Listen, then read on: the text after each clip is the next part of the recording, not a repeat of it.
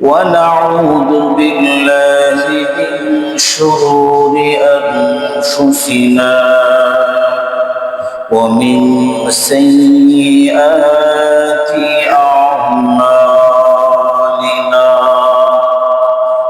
من يهده الله فلا مضل له ومن يضلله فلا هادي له ونشهد أن لا إله إلا الله وحده لا شريك له ونشهد أن سيدنا وحبيبنا ومولانا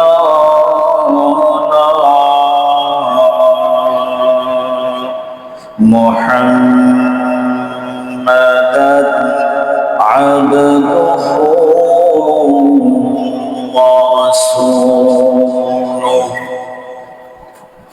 أما بعد فقد قال الله تبارك وتعالى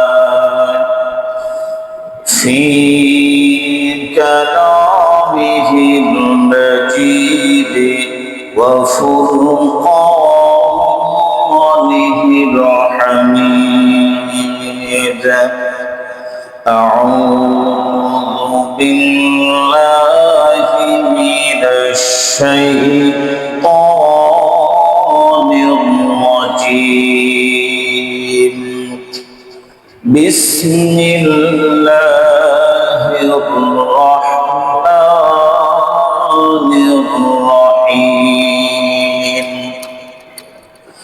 إن صلاتي ونسكي ومحياي ومماتي لله رب العالمين وقال النبي صلى الله عليه وسلم يا أيها الناس على كل أهل بيت في كل عام أضحية أو كما قال عليه الصلاة والسلام সকলেই দুরূদ শরীফ পড়ি আল্লাহুম্মা সাল্লি আলা মুহাম্মাদ ওয়া আলা আলি মুহাম্মাদ কামা সাল্লাইতা আলা ইব্রাহিম ওয়া আলা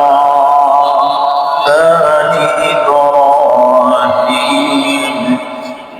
ইন্নাকা হামিদুম مجيد اللهم بارك على محمد وعلى آل محمد كما باركت على إبراهيم وعلى آل إبراهيم إنك حميد مجيد الحمد لله ثم الحمد لله আল্লাহ পাকের দরবারে অসংখ্য অগণিত শুকর এবং সুজুদ যে আল্লাহ রাব্বুল আলামিন আমাদেরকে জুমার সালাত আদায় করবার জন্য তার ঘর মসজিদে এসে বসার তৌফিক দান করেছেন এজন্য শুকরিয়া আদায় করি আলহামদুলিল্লাহ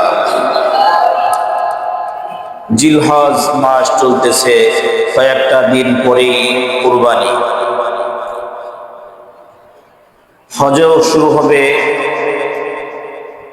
হজের মূল 5 দিনের মধ্যে সারা পৃথিবীর মুসলমানরা আল্লাহ পাকের জন্য আল্লাহর নামে কুরবানি করবে। কুরবানির দিন সব থেকে আল্লাহ পাকের কাছে প্রিয় এবং দামি হলো আল্লাহ পাকের নামে কুরবানি করা। কুরবানির দিনের সব থেকে বড় আমল আল্লাহর জন্য আল্লাহ পাকের নামে কুরবানি করা। কুরবানি করা যে সমস্ত মুসলমানদের উপরে যাকাত ওয়াজিব ছিল, যাকাতের সম্পদ তো 1 বছর পার হওয়ার পরে যাকাত ওয়াজিব হয়। কুরবানির ব্যাপারটা ভিন্ন। যদি কুরবানির 3 দিন জিলহজ মাসের 10, 11, 12 এই 3 দিনের মধ্যে যদি নেশাব পরিমাণ মালের মালিক হয়, তাহলে ওই ব্যক্তির উপরে কুরবানি করা ওয়াজিব। এই সম্পদটা বছর ঘোরা লাগবে না। যাকাতের জন্য বছর ঘোরা, বছর ঘুরলে পরে যাকাত ওয়াজিব হয়। কুরবানির ক্ষেত্রে কুরবানির দিন, তারপরের দিন, তারপরের দিন, এই 3 দিন কুরবানি। 3 দিনের মধ্যে যদি নেশাব পরিমাণ মালের মালিক হয়, তাহলে ওই ব্যক্তির উপরে কুরবানি করা ওয়াজিব। নেশাব পরিমাণ মালের মালিক, নেশাব কতটুকু? 52.5 তোলা রূপার দাম অথবা 7.5 ভরি স্বর্ণের দাম, এটা হলো নেশাব। এইটুকু সম্পদ যদি কারো কাছে থাকে, নগদ টাকা হোক অথবা নিজের জরুরি জিনিসপত্র ছাড়া, সেগুলোও আসবাবপত্রের সাথে যোগ হবে। কুরবানির ক্ষেত্রেও, যাকাতের ক্ষেত্রে অনেক কিছু বাদ যায়, কিন্তু কুরবানির ক্ষেত্রে জরুরি জিনিসপত্র ছাড়া সবই এই নিসাবের মালের মধ্যে অন্তর্ভুক্ত ধরতে হবে। তাহলে বর্তমান বাজারে যদি রূপার দাম ধরেন 1,80,000 টাকার মতো, 77, 78, 80,000 টাকার মতো, 1,80,000 টাকার মতো যদি কোনো ব্যক্তির কাছে থাকে, তাহলে এই ব্যক্তির উপরে কোরবানি করা ওয়াজিব। শুধু টাকা থাক অথবা অল্প রূপা আছে, কিছু টাকা আছে, অল্প স্বর্ণ আছে, কিছু রূপা আছে, এগুলো যদি সব মিক্স করে যদি কিছু নগদ টাকা আছে, এই সব মিলে যদি নিসাব পরিমাণ মালের মালিক হয়, মানে 1,80,000 টাকা যদি হয়, তাহলে এই ব্যক্তির উপরে কোরবানি করা ওয়াজিব। যদি শুধু রূপা থাকে, তাহলে এই রূপা 52.5 তোলাই লাগবে। কারো কাছে 50 ভরি আছে, 50 তোলা আছে, শুধু রূপা, টাকা নাই, স্বর্ণ নাই, তাহলে যাকাত মানে কুরবানি ওয়াজিব হবে না। শুধু স্বর্ণ আছে 7 ভরি, 7.5 ভরি নাই, তারপরে এই ব্যক্তির উপরে নগদ টাকা রূপা না থাকার কারণে কুরবানি ওয়াজিব হবে না। স্বর্ণ আছে অল্প, টাকা আছে অল্প, দুইটা মিলে যদি 52.5 তোলার উপর দাম হয়ে যায়, তাহলে কুরবানি ওয়াজিব। তাহলে নিসাব পরিমাণ মালের মালিক যদি যে ব্যক্তি হবে, কুরবানির দিন ওই ব্যক্তির উপরে কুরবানি করা ওয়াজিব। এই সম্পদটা কয় দিনের মালিকানা? কুরবানির দিন 10ই জিলহজ, 11ই জিলহজ, 12ই জিলহজ, এই 3 দিনের মধ্যে যদি আপনি মালিক থাকেন, কেউ মালিক থাকলে তার উপরে কি কুরবানি করা ওয়াজিব। এখন টাকা ধন সম্পদ আছে কিন্তু ব্যক্তি পাগল, পাগলের উপরে কুরবানি ওয়াজিব না, সুস্থ মস্তিষ্ক হতে হবে। আবার ধন সম্পদ আছে, কোটি কোটি টাকা আছে, কিন্তু সে নাবালেগ, এখনো বালেগা হয় নাই, তাহলে এই ব্যক্তির উপরে কুরবানি ওয়াজিব হবে না। আবার কোটিপতি, শিল্পপতি, কিন্তু সে মুকিম না, মুসাফির, সে মুসাফির। মুসাফির কাকে বলা হয়? যে ব্যক্তি নিজ এলাকা থেকে, যেমন যারা হজে গেছে তারা মুসাফির। যদি 15 দিনের নিয়ত করে থাকে, 15 দিনের কম, 15 দিনের বেশি যদি নিয়ত করে, তাহলে সে মুসাফির। মুসাফির, মুসাফিরের আলাদা মাসালা আছে। যাই হোক, মুসাফিরের জন্য কুরবানি ওয়াজিব না, যদিও সে শিল্পপতি, কোটিপতি, তার উপরে ওয়াজিব, অনেক টাকার মালিক, সে মুসাফির, তার উপরে কি কুরবানি ওয়াজিব। কুরবানি ওয়াজিব হওয়ার জন্য নিসাব পরিমাণ মানে মালের মালিক তো হতেই হবে, সাথে সুস্থ মস্তিষ্ক থাকতে হবে, মানে পাগল না, সুস্থ মস্তিষ্ক হতে হবে। বালেগ হতে হবে, মুকিম হতে হবে। তাহলে এই ব্যক্তির উপরে, সে পুরুষ হোক মহিলা হোক, তার উপরে কুরবানি করা ওয়াজিব। এই কুরবানির 3 দিনের মধ্যে কুরবানির গুরুত্ব কেমন? নবী করিম সাল্লাল্লাহু আলাইহি ওয়াসাল্লাম মক্কাতুল মুকাররমা থেকে মদিনাতুল মুনাওয়ারা হিজরত করছেন। করার পর থেকে ইন্তেকালের আগ পর্যন্ত প্রত্যেক বছরই নবী আলাইহিস সালাম কুরবানি করছেন। প্রত্যেক বছর করছেন নবী আলাইহিস সালাম কুরবানি করছেন। নবী আলাইহিস সালাম নিজে কুরবানি করছেন এবং হাদিসে পাকের মধ্যে আসছে নবী আলাইহিস সালাম বলতেছেন, মান কানা লাহু সাআত ওয়া লাম ইউযাহি ফালা ইয়াকরাবান্না মুসাল্লানা। যে ব্যক্তির কাছে নিসাব পরিমাণ মালের মালিক, যে ব্যক্তি যার উপরে কুরবানি ওয়াজিব, সামর্থ্যবান ব্যক্তি, ওই ব্যক্তি যদি কুরবানি না করে সেজন্য আমাদের ঈদগাহে না আসে। নবী আলাইহিস সালাম প্রতি বছর 10টা বছর মদিনায় ছিলেন, 10টা বছরই কুরবানি নিজে করছেন এবং যারা কুরবানির সামর্থ্য থাকা অবস্থায় দিবেন না তাদেরকে ধমক দিয়েছেন। ধমকি স্বরূপ যারা দিবে না তারা যেন ঈদগাহে, আমাদের ঈদগাহে তারা যেন না আসে। তাহলে কত বড় ধমকি! এজন্য কুরবানি যাদের উপর ওয়াজিব তারা অবশ্যই নবী আলাইহিস সালামের আমল এবং নবী আলাইহিস সালামের কথা হাদিস অনুযায়ী তার উপরে কুরবানি করা ওয়াজিব। যদি সে ওয়াজিব সে না আদায় করে, সে ওয়াজিব তরফ করার গুনাহগার হয়ে যাবে। তাহলে গুরুত্ব গেল এবং কোন কোন ব্যক্তির উপরে কুরবানি ওয়াজিব এটাও আমরা মোটামুটি বুঝলাম, যে সুস্থ হতে হবে, সুস্থ মস্তিষ্ক হতে হবে, মানে পাগল না, বালেগ হতে হবে, মুকিম হতে হবে এবং নিসাব পরিমাণ মালের মালিক হতে হবে। ওই ব্যক্তির উপরে কুরবানি ওয়াজিব।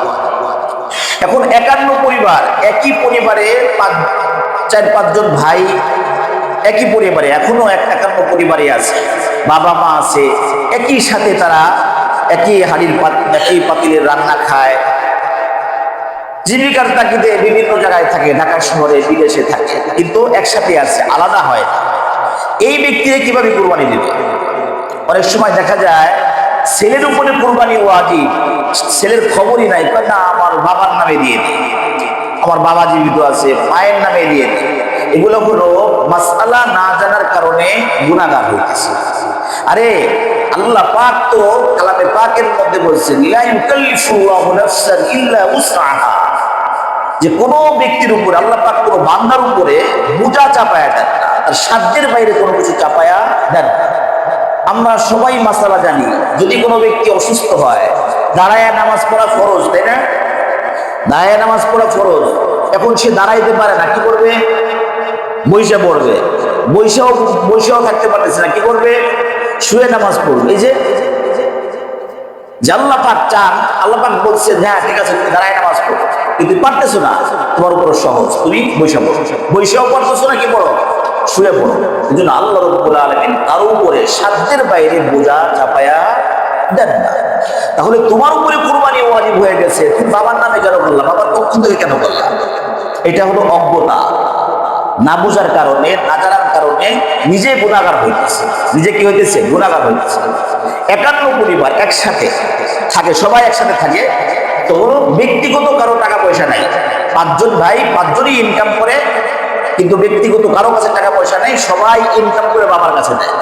বাবা ব্যাংকে জমা করে, নিজের কাছে জমা করে, বাবার কাছে একটা ফান্ড তৈরি হয়ে গেছে, সবাই বাবাকে দিচ্ছে। তাহলে বাবা যদি কুরবানি করে বাস খালাস, অসুবিধা নাই। কিন্তু আমি বাবাকেও দিচ্ছি, আমার কাছেও কিছু জমাই দিচ্ছি, বাবাকেও দিই, আমার কাছেও কিছু জমাই। আমার যদি ব্যক্তিগত টাকা, যদি ব্যক্তিগত অর্থ যদি 52 তোলার উপর দাম যদি হয়ে যায়, তাহলে আমার ব্যক্তিগতভাবে আমার উপরে কুরবানি ওয়াজিব।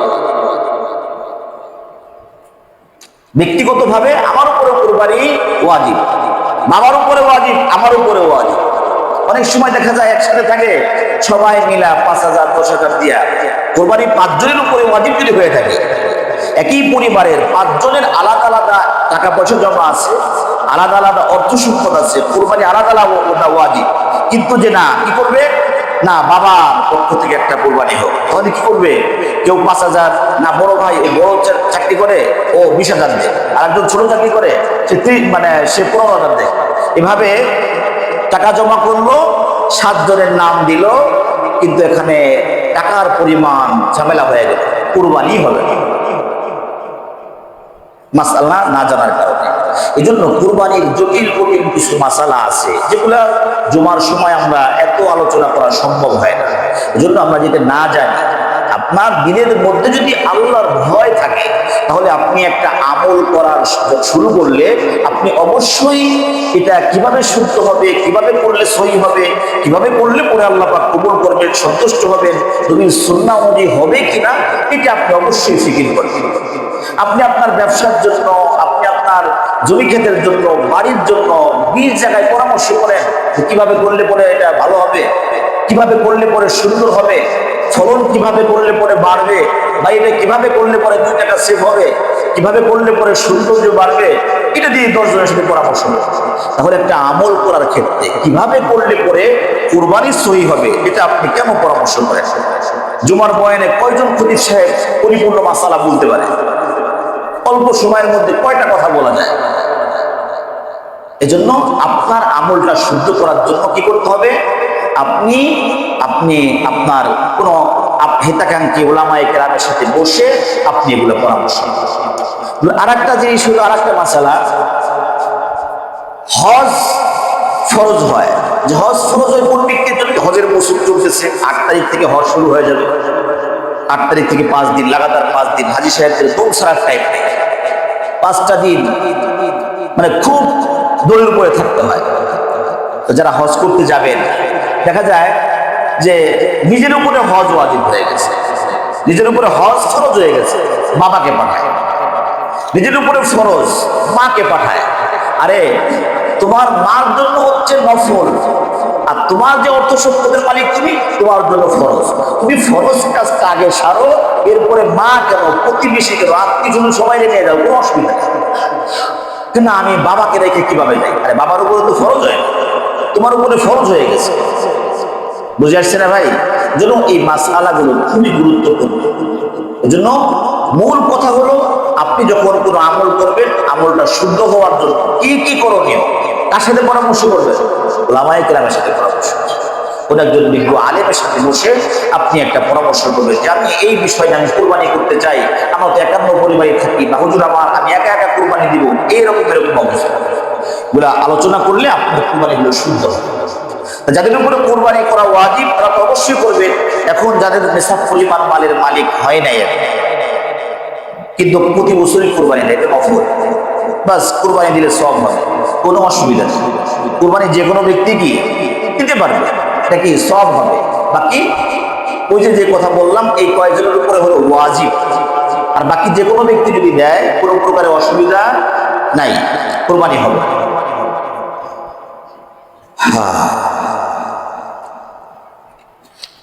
কুরবানি 4 প্রকারের কুরবানি।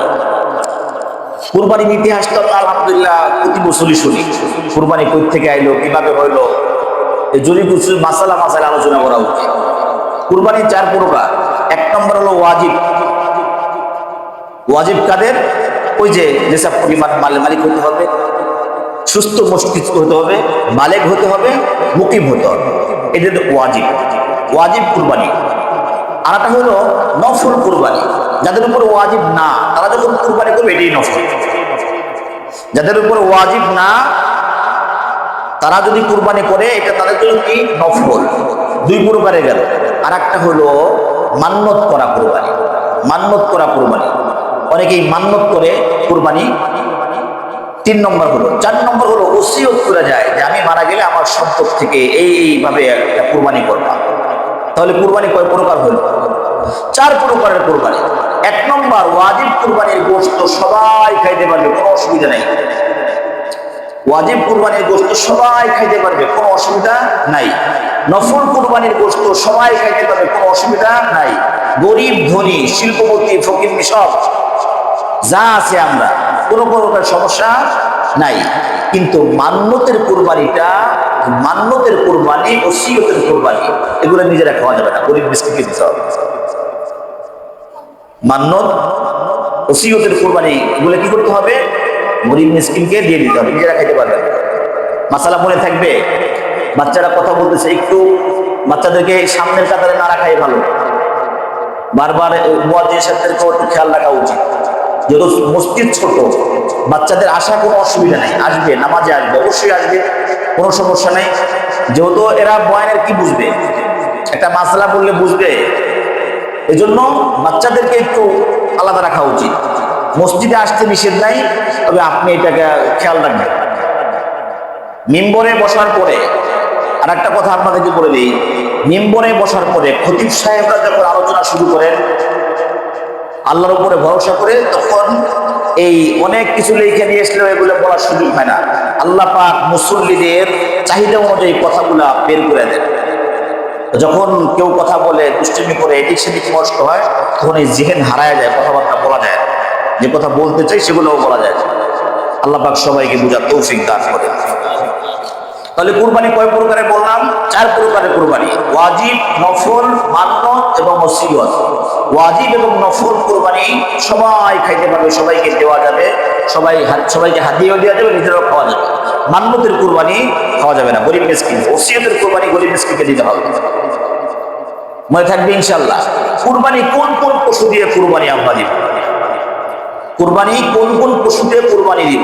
কুরবানি দিব হলো গরু, মহিষ, উটের কথা তো প্রথমে বলা উচিত, যেহেতু আমাদের এখানে উট রকম নাই। তো উট, মহিষ, গরু, দুম্বা, ছাগল, ভেড়া। উটের ক্ষেত্রে হলো 5 বছরের নিচে কোরবানি দেওয়া যাবে না। গরু, মহিষ 2 বছরের কমে কোরবানি দেওয়া যাবে না। এখন আপনি আমি তো চিনি না, হাটে গেলে তো 1 বছর কোনটা, 2 বছর কোনটা, 5 বছর কোনটা, এটা আমরা চিনি না, জানি না। সেক্ষেত্রে করণীয়, যাদের কাছ থেকে কিনতেছি তারা যদি বলে যে না এটা 1 বছর, মানে এটা এই মহিষটা এটা 3 বছর হয়েছে, 2 বছর পার হয়েছে, তাহলে আপনার যতটুকু তাহকিক করার দরকার করলেন, বাকি ওনার কথা অনুযায়ী যদি কোরবানি করেন, কোরবানি হয়ে যাবে। তাহলে তো বিপদে পড়ে যেতে হবে, বিপদে পড়া লাগবে না। তাহলে উট 5 বছর, 5 বছরের নিচে কোরবানি করা যাবে না। গরু, মহিষ কয় বছর? 2 বছর। দাঁত কয়টা ভাঙবে আর কয়টা থাকবে ওটা আমার বলার দরকার নেই, এটা আপনারা বিবেচনা করবেন। যারা মুরব্বী আছেন এরা অনেকটা ভালো জানে যে কয় বছরে কয়টা দাঁত ভাঙে। তাই 2 বছরের আগে দেওয়া যাবে না, এই মাসালাটা ঠিক। আর ছাগল, ছাগল, দুম্বা, ভেড়া, এটা হলো 1 বছর। কয় বছর? 1 বছর। ছাগল 1 বছরের কমে হবে না, 1 বছরই হতে হবে। দুম্বাটা যদি 1 বছর এখনো হয় নাই, কম আছে, কিছু মাস কম আছে, কিন্তু দেখতে দেখা যায় 1 বছরের মতোই দেখা যাচ্ছে, তাহলে দুম্বার ক্ষেত্রে এটা কোরবানি করা যাবে। কিন্তু ছাগলের ক্ষেত্রে 1 বছরই হওয়া লাগে। এগুলো আমরা খেয়াল রাখবো, যেহেতু কোরবানি কার জন্য? আল্লাহর জন্য। তাহলে এই পশুগুলো দিয়ে এই কোরবানি। অনেক সময় দেখা যায় যে কোরবানির দিন অনেকে মুরগি জবাই করে না, খাসি মানে হাঁস জবাই করে না, যে না এটা করা যাবে না, অথবা এই নিয়তেই করে যে আমরা তো গরু ছাগল দিতে পারবো না, বিসমিল্লাহি আল্লাহু আকবার, আমরা মুরগি কোরবানি দিলাম না। মুরগি কোরবানি হবে না, আপনি খাওয়ার জন্য জবাই করতে পারবেন, কোনো অসুবিধা নেই। অন্যান্য পশু কি খাবার জন্য জবাই করা যাবে, কোনো সমস্যা নেই, কিন্তু কুরবানি দেওয়া যাবে না, কুরবানি হবে না। কুরবানির জন্য যে কটা পশুর নাম বললাম, এই কটা পশু দিয়ে কি করতে হবে? কুরবানি দিতে হবে। কুরবানির ক্ষেত্রে আমরা ঢাকা শহরের দিকে অধিকাংশ জায়গায়, মানে ঢাকা শহরের মধ্যে 7 ভাগে, একটা গরুতে কয় ভাগ? সর্বোচ্চ 7 ভাগ। 7 ভাগ না, 7 ভাগ করে দেখা যায় কেউ 5 ভাগে দিতে পারে, 6 ভাগে, 5 ভাগে, 4, 3, 2 দিতে পারে, কোনো সমস্যা নেই। সর্বোচ্চ কয় ভাগ? গরু এবং উটের সর্বোচ্চ কয় ভাগ? 7 ভাগ। ছাগলে কয় ভাগ? ছাগলে কয় ভাগ? দুম্বায়, হ্যাঁ। আর গরু, উট, গরু, মহিষ 7 ভাগ, সর্বোচ্চ 7 ভাগ। আর ছাগল, দুম্বা, ভেড়া একটা একটা। যদি কেউ ওরকম ভাবে মানে শরীকানায় আমরা চলে যাই, সেক্ষেত্রে একটা জিনিস খুবই খেয়াল রাখতে হবে, শরীকানার মধ্যে যদি একজন ব্যক্তির টাকার মধ্যেও সমস্যা থাকে, নিয়তের মধ্যে সমস্যা থাকে, এই 7 জনের কোরবানি বাতিল করতে হবে। তাহলে উচিত হলে একা দেওয়া। উচিত কি ভাই? একা দেওয়া। আপনাকে গরু দেবার খুশি, আপনার উট দিতে হবে, কে বলছে যে 7 ভাগে আমরা একটা উট দিই? 7 ভাগে গরু যায়, দিতে পারবেন। কিন্তু যদি আপনি ওরকম ভাবে জানেন, ভালোভাবে জানেন যে এই লোকটার টাকাগুলো হালাল, উনি আল্লাহর জন্যই কোরবানি দিচ্ছে, এভাবে আপনি কোরবানির অসুবিধা নেই, জায়েজ। কিন্তু আর একটা জিনিস হলো যে যদি আরে সবাই দিচ্ছে, বাচ্চা কাচ্চারা ঈদের দিন কোন দিকে তাকায় থাকবে, ঢাকা শহরে কে দিবে আমাদেরকে গোশত, আরে একটা ভাগ দিয়ে দাও, আরে গোশত তো খাওয়া হইলো। তাহলে যদি এরকম গোশত খাওয়ার নিয়েতে আপনারা 6 জন আছেন, হইলো আমরা 6 জন আছি মনে করেন, আল্লাহর জন্য কুরবানি দিয়েছে, যে ওয়াজিব হয়ে গেছে দিতেছে, আর একজন দিচ্ছে কি গোশত খাওয়ার জন্য, তাহলে 7 জনের কুরবানি বাতিল, কুরবানি হবে। এজন্য শরীকানার ক্ষেত্রে কি করতে হবে, খেয়াল রাখতে হবে। আপনার অনেক কষ্টের হালাল টাকা, আপনার হালাল টাকা আপনি আরো 7 জনের সাথে 6 জনের সাথে যাবেন, যে এটাও আপনি হালাল, যতটুকু সম্ভব আপনি বিবেচনা করবেন যে এই ব্যক্তির টাকা কতটুকু হালাল। জানেন যে এই ব্যক্তি সুদের টাকা, সুদের সাথে সুদের কারবারি আছে, বা এই ব্যক্তি ঘুষের কারবারি আছে, তার সাথে আপনার যাবার দরকার নেই, তার সাথে আপনার যাবার দরকার নেই। আপনার একটু যাচাই বাছাই করে এই শরীকানাগুলো নেওয়া উচিত। ঢাকা শহরে যাচাই বাছাই করাও মুশকিল, যতটুকু সম্ভব যাচাই বাছাই করা উচিত। যাচাই বাছাই করে যদি ঝামেলা মনে হয়, আপনি একটা ছাগল কুরবানি দিয়ে দেন আল্লাহর জন্য, একটা খাসি বা দুম্বা ভেড়া আপনি কুরবানি দিয়ে দেন আল্লাহর জন্য। মনে থাকবে ইনশাআল্লাহ এই শরীকানার ক্ষেত্রে আমরা খুবই সাবধানে থাকবো ইনশাআল্লাহ। এরপরে পশু কেনার ক্ষেত্রে, পশু যে আমরা কিনবো, পশু কেনার অনেক মাসালা আছে। শিং ভাঙ্গা, লেজ কাটা, কানা, চোখে দেখে না, ল্যাংড়া, কোন কোন পশু কুরবানি দেওয়া যাবে, কতটুকু কান থাকলে কুরবানি দেওয়া যাবে, কতটুকু চোখে দেখলে কুরবানি দেওয়া যাবে, বিশাল আলোচনা করা হয়। এই জন্য এগুলো যখন এরকম পড়েই যায়, সেক্ষেত্রে কোনো আলেমের সাথে পরামর্শ করে নিয়ে, যদিও শিংটা একটা ভেঙে গেছে, লেজ তো অর্ধেক নাই, এরকম ভাবে তখন মাসালা জিজ্ঞেস করি। যদি কোনো সমস্যা মনে হয়, পশু ক্রয়ের সময় যদি সমস্যা মনে হয়, কান কাটা, লেজ কাটা, চোখে দেখে না, পা ভাঙ্গা, সেক্ষেত্রে সমস্যা যদি হয়, মানে রোগাক্রান্ত পশু, সেক্ষেত্রে অবশ্যই উলামায়ে কেরামের কাছ থেকে পরামর্শ করে এরপরে কিনবো, কতটুকু যায়, মানে শরীরে ছাড় আছে, ঠিক আছে না ইনশাআল্লাহ। তো কুরবানির জন্য চলে আসতেছে, সময় বেশি নাই। আমরা এখনো যাদের গোশত খাওয়া যদি কারো নিয়ত এই থাকে, এখনো নিয়ত চেঞ্জ করার কি আছে, সুযোগ আছে, যে না আল্লাহ আমি তোমাকে সন্তুষ্ট করার জন্য কুরবানি দিচ্ছি, তাকে তোমাকে সন্তুষ্ট করার জন্য কুরবানি দিচ্ছি। যদি নিয়ত চেঞ্জ করি অসুবিধা আছে, মানে দিলের ব্যাপার। আর এমন একটা বিষয়, 7 জন এক পেয়েছেন, সবাই বলতেছে আল্লাহর জন্য কুরবানি করতেছে, কিন্তু দিলের খবর কি আপনি জানেন? দিলে যদি ঝামেলা থাকে, কুরবানি হবে না মেরা দোস্ত।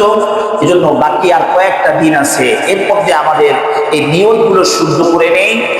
আর মা বোনদের উপরও কিন্তু কোরবানি ওয়াজিব। অনেকে দেখা যায় যে স্বর্ণ আছে 1 ভরি, 2 ভরি স্বর্ণ আছে, তার উপরে কোরবানি ওয়াজিব না, কিন্তু তার জন্য পায়ের একটা নুপুরও আছে, পায়ের নুপুরটা আবার রূপার, এই মহিলার উপরে কিন্তু কোরবানি ওয়াজিব। অথবা দেখা যায় যে তার কাছে 1 ভরি স্বর্ণ আছে এবং তার স্বামী, বাবা সবাই মিলে কিছু টাকা হাতিয়ে দিয়েছে, তার কাছে এখন 20-30 হাজার টাকা হয়ে গেছে, এই ব্যক্তির উপরে, এই মহিলার উপরে কোরবানি ওয়াজিব। এজন্য খেয়াল করতে হবে, মাসালা বুঝতে হবে, জানতে হবে যে আমার এই আছে। আল্লাহ পাক আমাদের বুঝবার তৌফিক দান করুন। চলতেছে গুরুত্বপূর্ণ দিন, গুরুত্বপূর্ণ রাত, জিলহজ মাসের প্রথম 10 দিন আল্লাহ পাকের কাছে খুবই প্রিয় এই দিনের আমলগুলো। যদি কেউ দিনে রোজা রাখে, নফল রোজা, কেউ না রাখলে কোনো অসুবিধা নেই, রাখলে বহুত সওয়াব। একটা দিন রোজা রাখলে 1 বছর রোজা রাখার সওয়াব আল্লাহ পাক তার আমলনামায় দিয়ে দেন। রাতে ইবাদত করলে, লাইলাতুল কদরে ইবাদত করার সওয়াব আল্লাহ পাক তার আমলনামায় দিয়ে দেন। সেই দিনগুলো কিন্তু চলতেছে। আর সবসময় বেশি বেশি জিকির, লা ইলাহা ইল্লাল্লাহ, আল্লাহু আকবার, সুবহানাল্লাহ, আলহামদুলিল্লাহ, এই যে জিকিরগুলা বেশি বেশি করা। সবথেকে বড়, আল্লাহর কাছে সবথেকে দামি একটা জিকির লা ইলাহা ইল্লাল্লাহ। এই জিকিরটা আল্লাহ পাকের কাছে খুবই দামি, খুবই দামি জিকির, লা ইলাহা ইল্লাল্লাহ। তবে সুবহানাল্লাহ, আলহামদুলিল্লাহ, আল্লাহু আকবার, এই জিকিরগুলো আল্লাহ পাকের কাছে অনেক প্রিয়। জিকিরের মধ্যে 4টা জিকির সবথেকে প্রিয়, এই 4টার মধ্যে আবার লা ইলাহা ইল্লাল্লাহ আল্লাহর কাছে সবথেকে বেশি প্রিয়। এই দিনগুলোতে কি করা, জিকির করা। আর একটা মাসালা হলো যে যেহেতু ইয়ৌমে আরাফা, কুরবানির আগের দিন একটা রোজা। নিয়ম হলো 1 থেকে নিয়ে 9 তারিখ পর্যন্ত রোজা রাখা। কেউ রাখতে পারেন নাই নফল রোজা, কিন্তু ইয়াউমে আরাফা কুরবানির আগের দিন এই রোজাটা কেউ মিস করবে না। এই রোজাটা কেউ মিস করবে না, সবাই রাখবো ইনশাআল্লাহ। কারণ এই একটা রোজা, ইয়াউমে আরাফা রোজাটা এতই গুরুত্বপূর্ণ, নবী আলাইহিস সালাম বলতেছেন, ইন্নী আহতাসিবু আলাল্লাহ আইয়ুকাফিরা সানাতাল্লাতী ক্বাবলাহু ওয়াস সানাতাল্লাতী বা'দাহু। মানে যদি কেউ ইয়াউমে আরাফা রোজাটা রাখে, তাহলে 1 বছরের পিছনের 1 বছরের সামনের গুনাহ আল্লাহ মাফ করে দেন। ইয়াউমে আরাফার দিন, মানে ইয়াউমে আরাফার যে দোয়া থেকে হাদিসের মধ্যে আসছে, অন্য কোনো দোয়া এত আল্লাহর কাছে প্রিয় না ইয়াউমে আরাফার দিনের দোয়া। এজন্য ইয়াউমে আরাফার দিন কি করবো ইনশাআল্লাহ, আমরা রোজা রাখবো।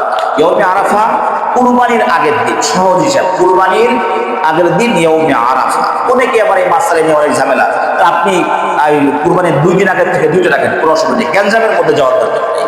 আমাদের বাংলাদেশে ইয়াউমে আরাফা হবে কুরবানির আগের দিন, কুরবানির ইয়াউমে আরাফা কুরবানির আগের দিন। এই একটা দিন রোজা রাখলে পিছনের 1 বছর এবং সামনের 1 বছরের গুনাহ আল্লাহ পাক মাফ করে দেন। এরপরে তাকবীরে তাশরীক, আরাফার দিন 9 জিলহজ কুরবানির আগের দিন ফজর থেকে প্রত্যেক ফরজ নামাজের পরে একবার আল্লাহু আকবার লা ইলাহা ইল্লাল্লাহ আল্লাহু আকবার ওয়ালিল্লাহিল হামদ। পুরুষরা উচ্চ স্বরে বলবে নামাজের পরে, সালাম ফিরানোর পরে, এবং মা বোনরা আস্তে আস্তে বলবে। একবার বলা ওয়াজিব, পড়তে হবে একবার ফরজ নামাজের পরে। কবে শুরু হবে? কুরবানির আগের দিন ফজর থেকে শুরু, এবং 13 তারিখ, মানে কুরবানি কয় দিন? 3 দিন। কয় দিন কুরবানি? 3 দিন। মানে জিলহজের 10 তারিখ, 11 তারিখ, 12 তারিখ সন্ধ্যা পর্যন্ত, 12 তারিখ সন্ধ্যা পর্যন্ত। জিলহজ মাসের 10 তারিখ, 11, 12 তারিখ সন্ধ্যা পর্যন্ত কুরবানি। তারপরের দিন হলো, তারপরের দিন পর্যন্ত কুরবানির 3 দিন, তো তারপরের দিন 13 তারিখ আসর পর্যন্ত তাকবীরে তাশরীক, আসর পর্যন্ত তাকবীরে তাশরীক শুরু হবে। কুরবানির আগের দিন ফজর থেকে নিয়ে শেষ হবে কুরবানির 3 দিন। কুরবানির 3 দিনের পরের দিন, মানে 13ই জিলহজ আসর পর্যন্ত, প্রত্যেক ফরজ নামাজের পরে পুরুষরা উচ্চ স্বরে একবার তাকবীর বলবে, মা বোনরা আস্তে আস্তে কি একবার করে তাকবীর বলবে। আমল মনে থাকবে তো ইনশাআল্লাহ। এরপরে হলো ঈদের দিন। ঈদের দিনের গুরুত্বপূর্ণ একটা আমল, গুরুত্বপূর্ণ আমল হলো ঈদের দিনের কিছু সুন্নাহ আছে যেগুলো আমরা ভুলে যাই, যেগুলো আমরা কি করি? ভুলে যাই। রাত্রে অনেক রাত পর্যন্ত গরু কেনার জন্য কাটাই, কেউ গরু কিনতে ঈদের আগের দিন একেবারে রাত 1টা, 2টা, 3টা বেজে যায়।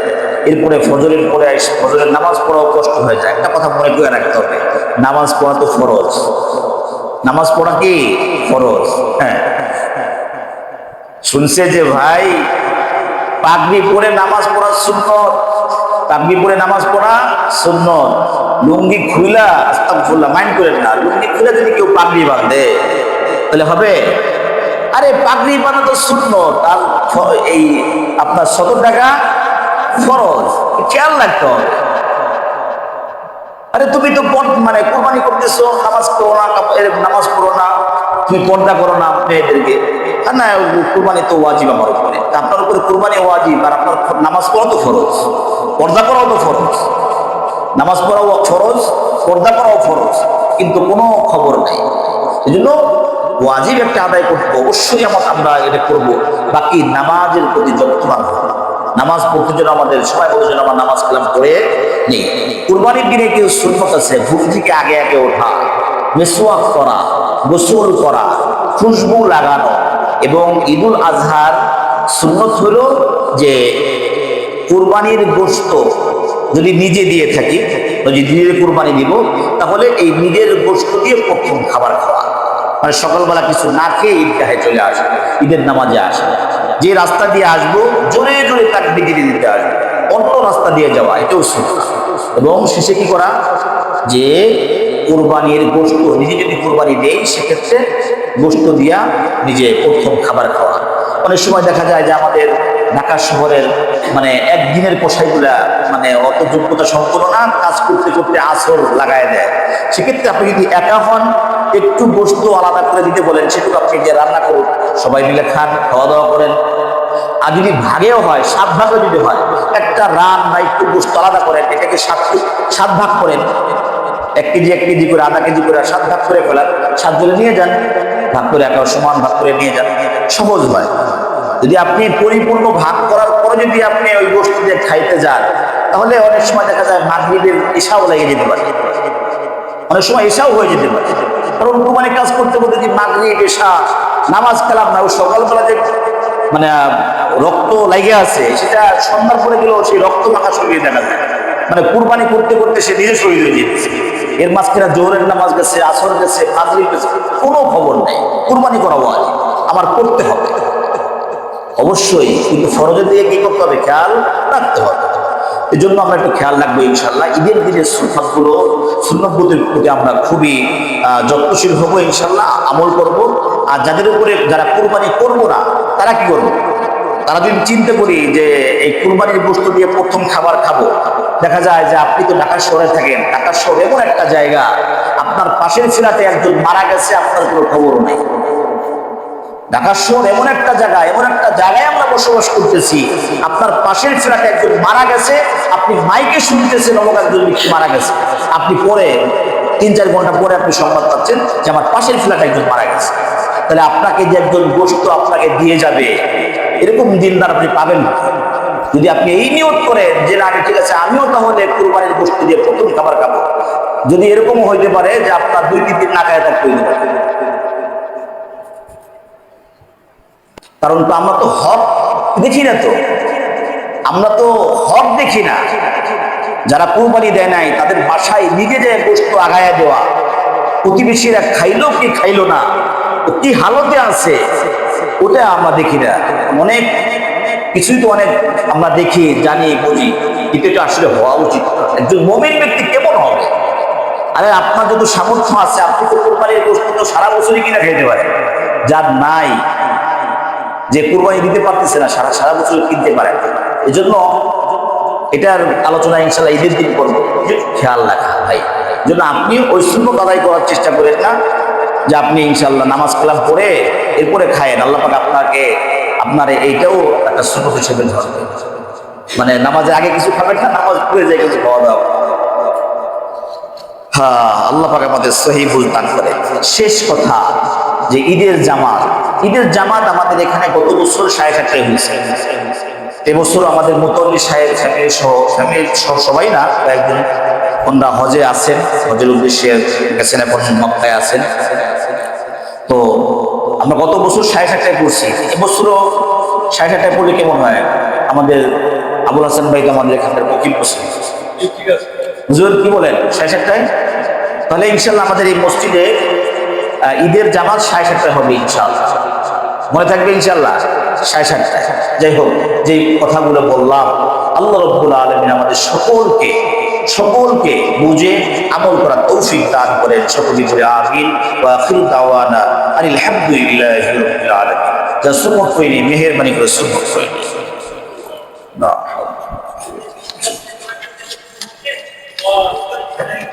বাহিরে বৃষ্টি কাদা, আমরা সবাই একটু মিশে